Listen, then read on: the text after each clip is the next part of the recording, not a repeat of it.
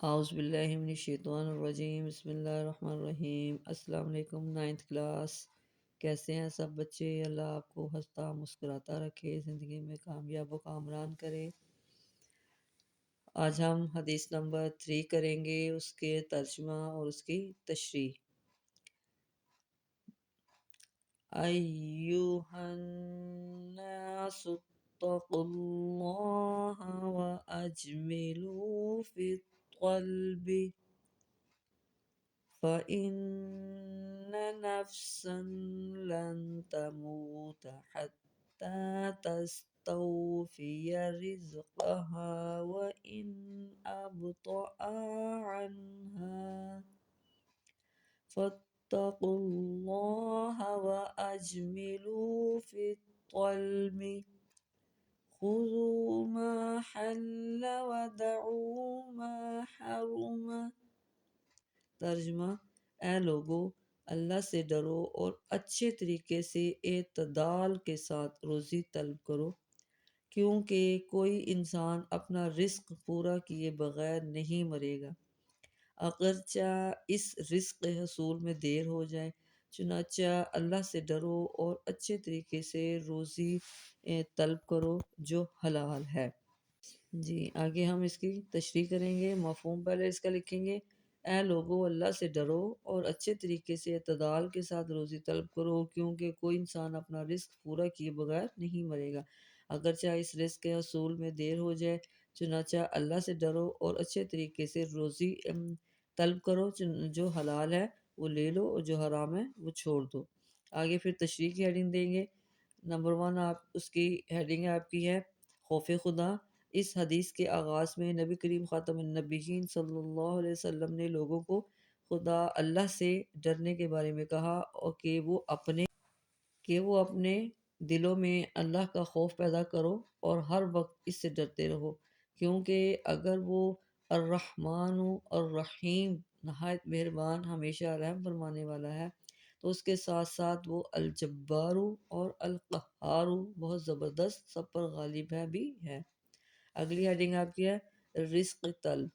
اللہ تعالیٰ نے رزق کی طلب ہر ذی روح کی فطرت میں ہے، یعنی رزق تلاش کرنا یا کمانا ہر انسان کے لیے ضروری ہے، لیکن انسان رزق کو کمانے اور اس کی طلب میں اچھے برے کی تمیز بھول جاتا ہے، یعنی حلال و حرام کا خیال نہیں رکھتا۔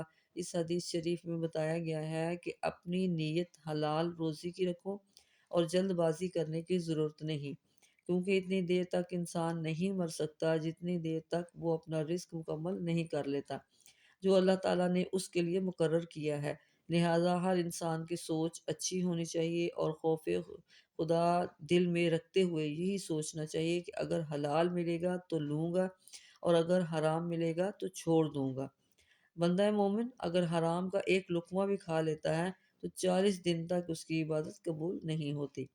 اس حدیث مبارکہ میں دوبارہ فرمایا گیا ہے کہ اللہ تعالیٰ سے ڈرو اور اپنی طلب اچھی رکھو، یعنی یہ نہ ہو کہ رزق ملنا چاہیے اچھا ہو یا برا، بلکہ یہ طلب صرف حلال کے لیے ہونی چاہیے، کیونکہ ہمارے مذہب میں حرام چیز سے منع کیا گیا ہے اور حلال کو کھانے کا حکم دیا گیا ہے۔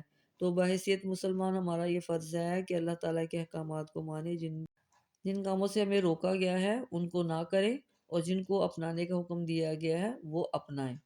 جی، یہ تھی ہماری تیسری حدیث کی تیسری حدیث کا ترجمہ اور اس کی تشریح۔ جی، آگے ہماری چوتھی حدیث ہے، اس کا اب ہم ترجمہ اور اس کی تشریح پڑھیں گے۔ من احب ان يبسط له في رزقه وينسأ له في اثره فليصل رحمه۔ ترجمہ: جو چاہتا ہے اس کے رزق میں وسعت کی جائے اور اس کی عمر لمبی ہو تو وہ صلہ رحمی یعنی اپنے رشتہ داروں کے ساتھ اچھا سلوک کرے۔ ہم اس کی تشریح کر لیتے ہیں۔ پہلے آپ مفہوم لکھیں گے۔ جو چاہتا ہے کہ اس کے رزق میں وسعت کی جائے اور اس کی عمر لمبی ہو تو وہ صلہ رحمی یعنی اپنے رشتہ داروں کے ساتھ اچھا سلوک کرے۔ پھر تشریح کی ہیڈنگ دیں گے اور پہلے لکھیں گے کرو مہربانی تم اہل زمین پر، خدا مہرباں ہوگا عرش بری پر۔ پہلی ہیڈنگ اس کی ہے جی صلہ رحمی، اپنے قریبی رشتہ داروں کے ساتھ اچھے اور بہتر تعلقات قائم کرنا، آپس میں اتفاق و اتحاد سے رہنا، رشتوں کو اچھی طرح سے نبھانا، رشتہ داروں کی مدد کرنا اور ہر لحاظ سے ان کا خیال رکھنا صلہ رحمی کہلاتا ہے۔ دوسری ہیڈنگ آپ کی ہے جی رزق میں کشادگی، ہر انسان کی خواہش ہوتی ہے کہ اس کا رزق وسیع ہو اور اس کے حصول کے لیے وہ دن رات محنت کرتا ہے۔ اس حدیث شریف میں یہ بات بھی بتائی گئی ہے کہ جو لوگ اپنے رزق کو وسیع کرنا چاہتا ہے اور اپنی عمر بڑھانا چاہتا ہے، اسے صلہ رحمی اختیار کرنی چاہیے، کیونکہ یہی وہ عمل ہے جس سے ان کی عمر لمبی ہو سکتی ہے اور ان کا رزق بھی وسعت اختیار کر سکتا ہے۔ نبی کریم خاتم النبیین صلی اللہ علیہ وسلم کی اخلاق حسنہ اور صلہ رحمی کا ایک نمونہ یہ بھی ہے کہ جو آپ خاتم النبیین صلی اللہ علیہ وسلم سے تعلق توڑنا چاہتا، آپ خاتم النبیین صلی اللہ علیہ وسلم اس کے ساتھ تعلقات کو جوڑتے تھے۔ آپ خاتم النبیین صلی اللہ علیہ وسلم نے قطع تعلقی کو ناپسند فرمایا ہے۔ اب اگلی ہیڈنگ آپ دیں گے صلہ رحمی کے معاشرے پر اثرات۔ صلہ رحمی سے افراد میں باہمی محبت پیدا ہوتی ہے اور خاندانی نظام استحکام پاتا ہے، معاشرتی امن کو فروغ ملتا ہے اور معاشرہ ترقی کی راہ پر چل پڑتا ہے۔ جی یہ تھی ہماری آج کی حدیث نمبر 4، اس کا ترجمہ اور اس کی تشریح۔ جی بچوں اب ہم کرتے ہیں اپنی حدیث نمبر 5۔ عن النبي صلى الله عليه وسلم في الكبائر قال الشرك بالله وعقوق الوالدين وقتل النفس وقول الزور۔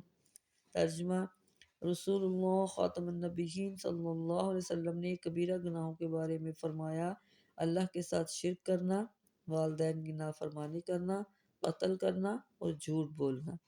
اب ہم اس کی تشریح کرتے ہیں۔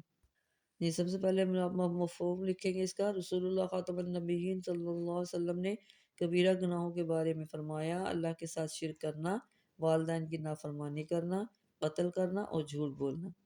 اب تشریح ہیڈنگ دیں گے، انسانوں سے روزانہ کوئی نہ کوئی گناہ سرزد ضرور ہوتے رہتے ہیں۔ کچھ گناہوں کو کبیرہ یعنی بڑے گناہ کہا جاتا ہے اور کچھ گناہوں کو صغیرہ یعنی چھوٹے گناہ کہا جاتا ہے۔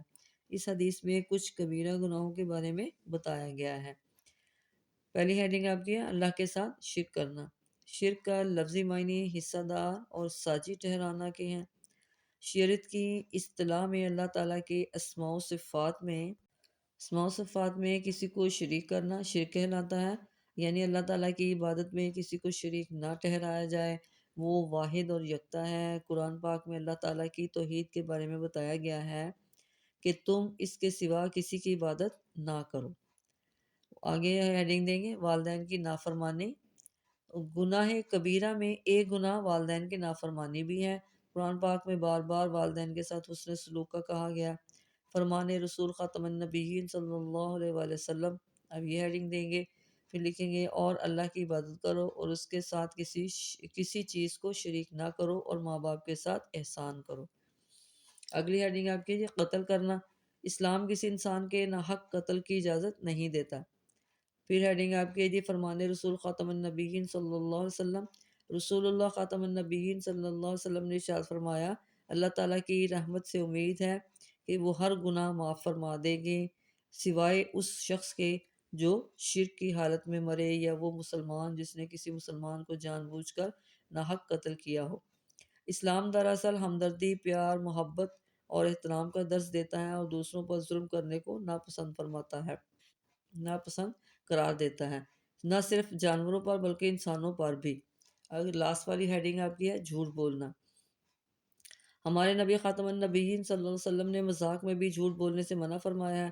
حدیث میں ہے کہ رسول اللہ خاتم النبیین صلی اللہ علیہ وسلم نے ارشاد فرمایا، جب بندہ جھوٹ بولتا ہے تو انسان کی حفاظت کرنے والے فرشتے 1 میل دور چلے جاتے ہیں اس بات کی بدبو کی وجہ سے جس کا اس نے ارتکاب کیا۔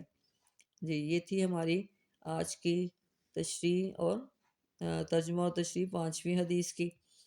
اب انشاءاللہ اگلے ویڈیو میں انشاءاللہ ہم اگلی احادیث کے ترجمہ اور تشریح کریں گے۔ اللہ حافظ۔